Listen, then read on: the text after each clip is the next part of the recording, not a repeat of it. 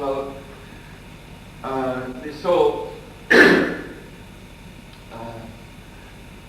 is compared to a spark. So the spark is always a spark of pure consciousness. So it's always brilliant with consciousness. But the contamination assembles around, just around the spiritual spark. This Chaito Darpanamarjana, this statement by Chaitanya Mahaprabhu, says the mirror of the mind becomes covered with dust. So when you look into a mirror, you're seeing the reflection of yourself. Now if there's some mark on the mirror across your face, some mark of dust, streak of dust or something, it may appear that your face is dirty when you look in the mirror. Oh wait, oh that's on the glass, on my face. That's because you're seeing only reflection. So the mirror of the mind has been explained by Srila Bhaktivinoda Thakur. It means the mirror of consciousness. And consciousness appears in this conditioned state as the mind. Consciousness is the symptom of the soul. So consciousness is like the rays of the soul. So in those rays of awareness, the impurities in the form of anartha bijas, or sinful desires for unwanted sense gratification, they assemble around the soul. So when we look into the reflection of consciousness, we can, it's like this expression, in at least the English language, when you say you reflect on a problem, or you reflect on your situation, or you reflect on yourself. It means you think about yourself. It means you're using your consciousness to think about yourself, so, or think about something. So we rely on consciousness to form our perceptions, our understanding of things. So if the consciousness is impure, then it's, Lord Chaitanya explains, it's like looking into a dirty mirror. You can't see anything except the dirt. So in the same way, when we use our intelligence or use our consciousness now, we come up with all sorts of nasty, degraded impressions, which are embedded there from our karma, from so many births in this world, so many attempts to enjoy sense gratification. It's all buried there in our consciousness. So we cannot reflect upon our actual self. We can only reflect upon activities of sense gratification and the illusory self of this material body. So if we could penetrate beyond this covering of dirt and filth in the consciousness, then we could reflect upon ourselves, our real self. Therefore, Lord Chaitanya Mahaprabhu says we should engage in Sri Krishna Sankirtan that cleanses the heart, or cleanses the consciousness of all the dust accumulated for many, many years, many, many lifetimes together. When the consciousness becomes pure, then you can see your real self. Now that real self, pure self, original self, is always there. It's just the consciousness that has become pure. Any other questions?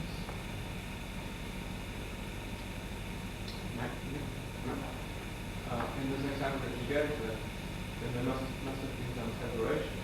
Like if the pure consciousness is like a pure mirror, and now you look from outside, how have you come outside? To be on the other side of the dust.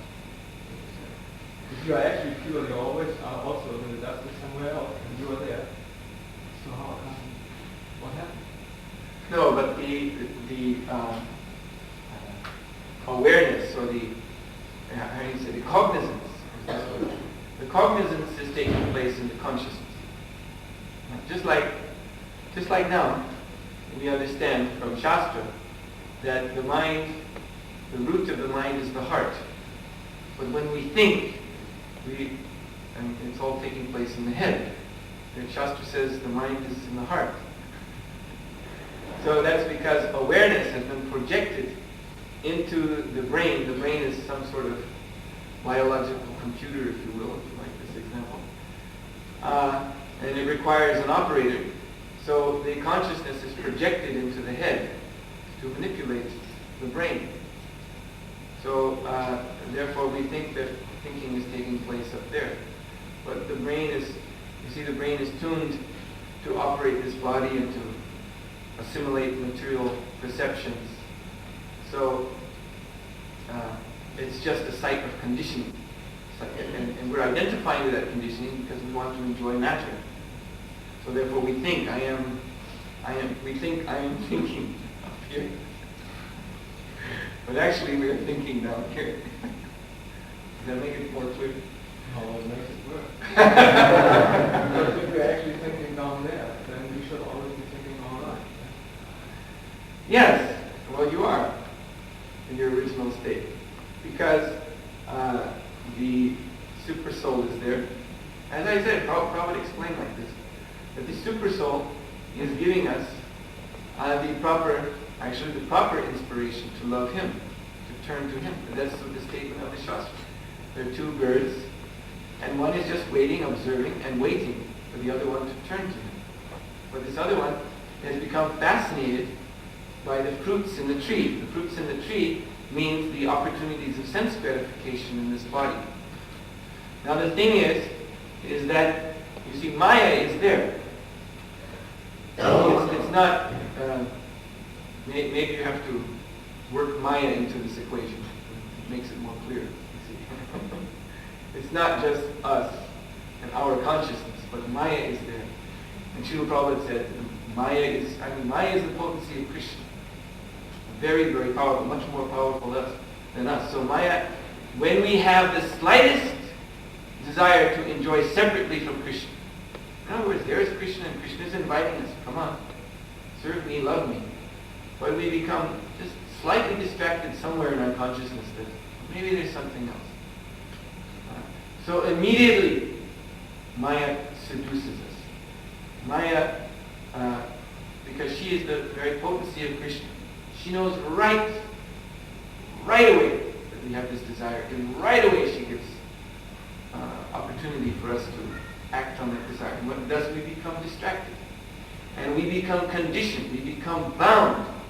It's not just a matter of something happening on the mental plane. You're like drifting off into a daydream that, and then suddenly snap, oh wait, this is all illusion. Once you get into it, then it's like endless, and that's the meaning, nityavada, endlessly conditioned. Exactly, she's a virus. Viruses are also inconceivable. I read about one that's come out, computer virus, that cannot be detected. It cannot be detected by any virus program. It's impossible to detect. There's no program that can be written for it. I think it's called Destruction Engine or something. It has some interesting name. So this is a good example. The operator is there, he's typing away, but then there's something else happening on the screen. But it's maybe not such a good example because he doesn't want that to happen. But the thing is that, or maybe he does, because he's a cheater. Maybe it's like this, because he was a cheater, he got a free program from somewhere that he should have paid for. There was a virus on board on the diskette, and therefore it wrecked his machine. So like that. There's some illicit desire. And Maya comes along and says, oh, yeah, no problem. But then there's a hidden clause in the contract. I'll provide you the sense gratification now, but you have to pay me back throughout all eternity. And then we find ourselves, it's impossible to break that contract. Only Krishna can break it for us. And yet, you mentioned this, you mentioned about this Brahman, merging with Brahman, but we don't have any sense of seeing or hearing that this experience of white light.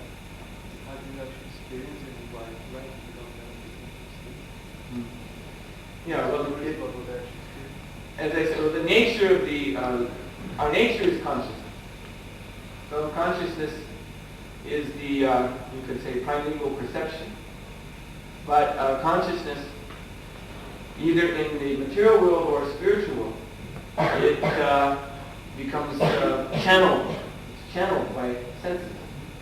So senses are a natural expansion, actually, expansion of consciousness. I'm getting talking with these computer moments. I'm getting into this kind of light. They expand consciousness, or yes, they enhance the original function of the consciousness, which is simply awareness. When it says the constitutional, what is it? The constitutional position, this phrase probably used, of the spirit soul is to be 1/10,000th the tip of the hair. That means without any enhancement.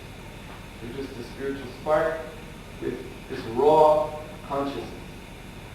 So the senses are added or are extensions of the consciousness, which give direction to the consciousness, give purpose, like a program, you might say. And then it actually has some function, either spiritual function to serve Krishna, or material function to enjoy material existence.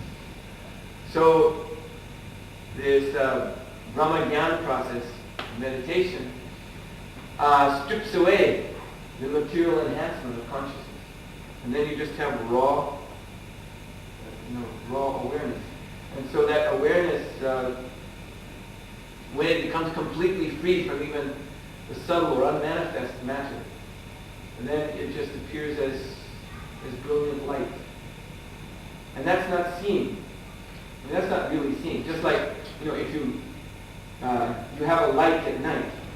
Now, if you shine the light this way, then you can see. But if you look at it, if you turn it and just brilliant light in your own eyes, you don't see anything.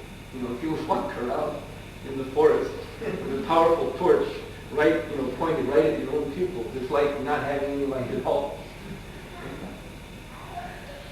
You'll just as well bump into trees and fall down the well as if you have no light at all. So it's not really seen. The light or the awareness has to be properly directed, and for that you need senses, either spiritual or material. Shall we stop now? Srila Prabhupada ki jai.